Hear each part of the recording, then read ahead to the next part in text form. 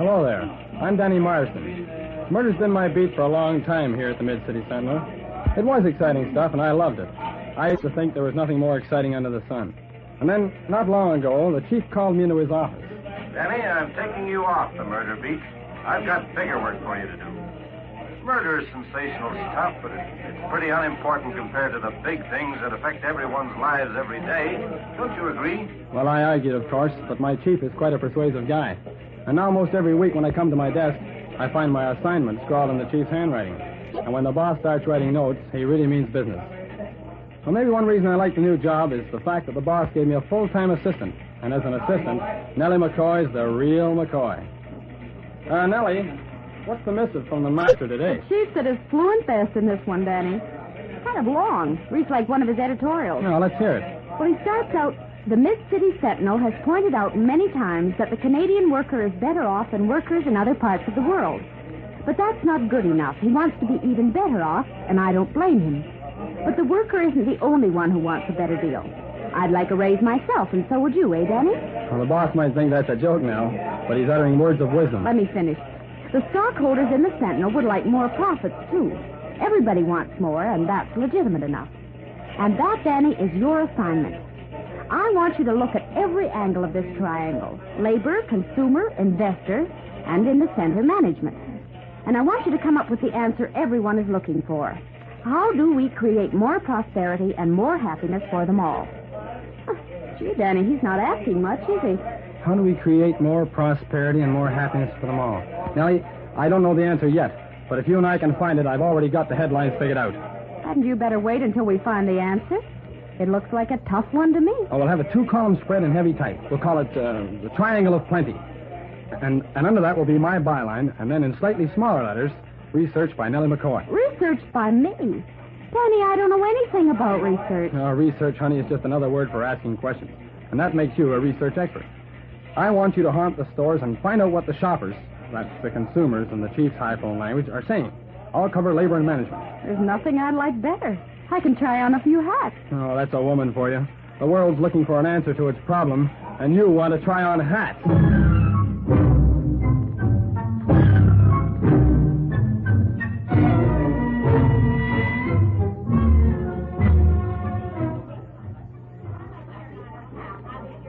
Oh, floor walker, I'm Nelly Macroy of the Mid-City Sentinel. We're doing an article about shoppers.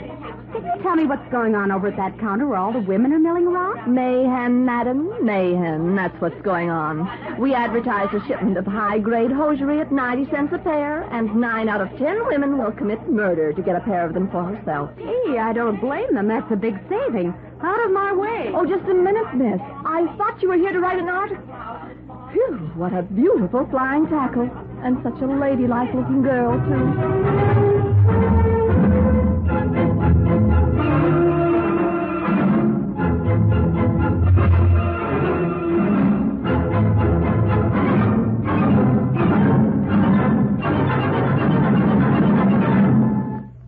Hey, buddy, I'm Danny Marsden from the Mid-City Sentinel. How long have you been on this picket line? Too long, mister. Look, can you slip away for a cup of coffee at Jones? Well, sure. Yeah, sure thing. Hey, Bill. Bill. So that's the way it is, Mr. Marsden. Oh, call me Danny. There just doesn't seem to be any answer.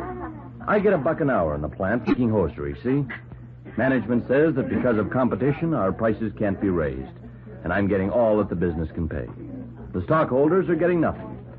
Up until a month ago, the plant was just carrying on, hoping for a break.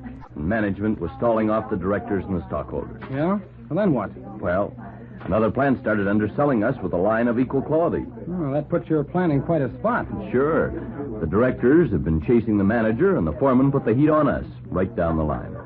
And the whole thing happened just when our union put in its bid for a wage increase. The boss said he couldn't pay it. And here we are, on the picket line. Well, you don't think there's going to be trouble, eh? No, I don't think you'll get any kind of a story of that kind, Danny. We got a leaflet from the boss yesterday. He's been burning the midnight oil, he said. Says if we'll go back to work at the old rate tomorrow, he thinks he's worked out an answer that'll be satisfactory to everyone. The committee's meeting tonight, and the rumor is we'll be back in the shop tomorrow and see what comes up. Are you optimistic? A little bit. I want that raise, and I kind of think it'll come. Oh, but isn't that a tough problem for management? Oh, it's got to pull 3 rabbits out of a hat. More for you and more for the stockholders and cheaper hosiery for the shoppers. I still think it's worth going in there and pitching. I'm willing to give management a crack at it, Denny. Good luck to you.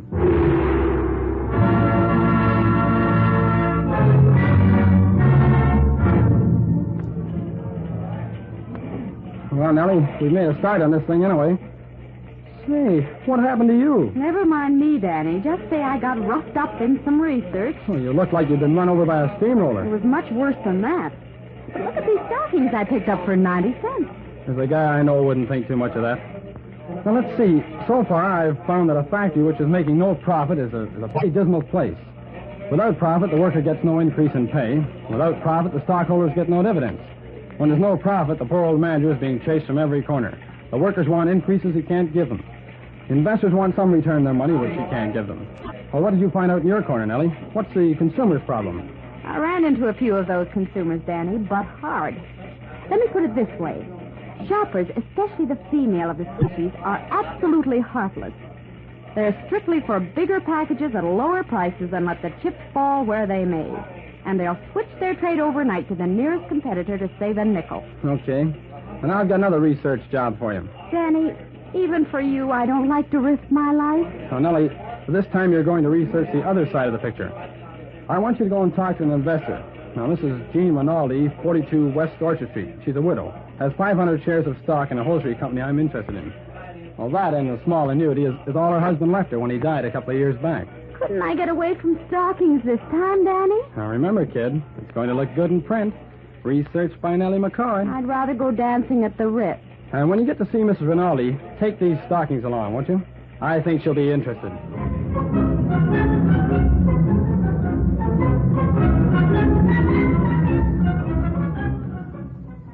Yes, that's right, Miss McCoy. Look at them. 500 shares. Nearly everything poor Joe had. And they're just paper. Just paper. Why don't you sell them? Sell them? Who'll buy part of a factory that's making no profits? Who'll buy part of a factory when the men ain't even working? They're on strike. They only want more money, Mrs. Rinaldi. Don't I want some money, too? Land sakes, I don't know what I'm going to live on. I wrote the manager, but what does he tell me? No one's buying our hosiery. That's a fine thing. Speaking of hosiery, Mrs. Rinaldi, look at these. I got them for 90 cents. For 90 cents? Let me see them. What store? Do you think they'd have any left? Maybe they're phone for a pair, COD. Now, I have a few more questions. After. You'll excuse me just for 1 minute. I want to use the phone. What store did he say? Now, Mr. Johnson, I'm a reporter from the Mid-City Sentinel. I've been covering the story of the strike. Any comments? The strike is over. An hour ago, I persuaded the workers to go back to the job tomorrow morning. I think I have a solution that will satisfy all concerned. Oh, brother, if you have, you're a magician. How can you raise pay, make profits, and give the customers better hosiery at a lower price? If you can tell me that, you'll have given me all I need to complete the story. The answer to our problem has to come in 2 ways. First, a willingness on the part of the workers to produce more and better goods per man-hour.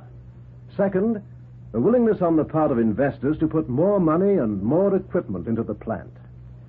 I've been able to convince our directors that the men who work in this plant are good, skilled workmen who will do their best to help us make profits now that they understand the problem.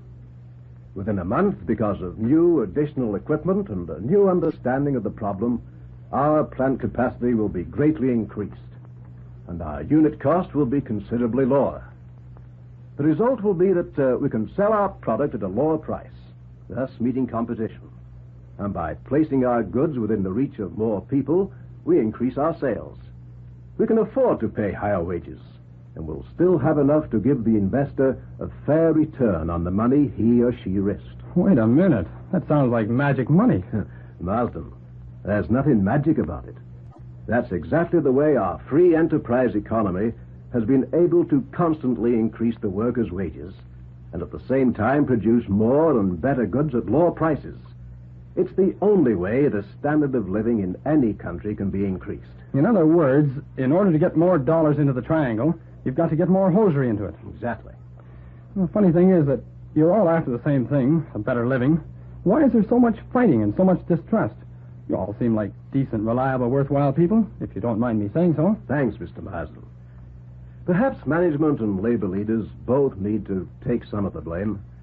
Nearly all our trouble lies either in misunderstanding of our economic system or in being provoked by crackpots, or worse, who have no other idea but to get us at each other's throats. We all need to remember that what we're all after, all real Canadians, is a better living and more happiness for everyone who lives here. Yes, Chief. You called for me? Yes, Danny. It's not very often I hand out compliments around here. You know that. I do, Chief. I do for sure. I want to tell you, Danny, this piece of yours called The Triangle of Plenty is one of the best things we ever published. I like the 2 points you made at the end. 1, every Canadian with $1 should try to put some of it into the capital corner to buy new and better equipment for the labor force. 2, every Canadian with brain or brawn or both should get busy in the labor corner and make that new and better equipment produce more units of everything and produce them cheaper. It's just as simple as that. Just a triangle of human beings behaving humanly in Canadian freedom. This triangle of plenty can take us to an even greater freedom. That's great stuff, Danny. Oh, Chief, you flatter me. And as you know, when a man gets big-headed, his cost of living goes up. He does things like taking his secretary dancing at the Ritz.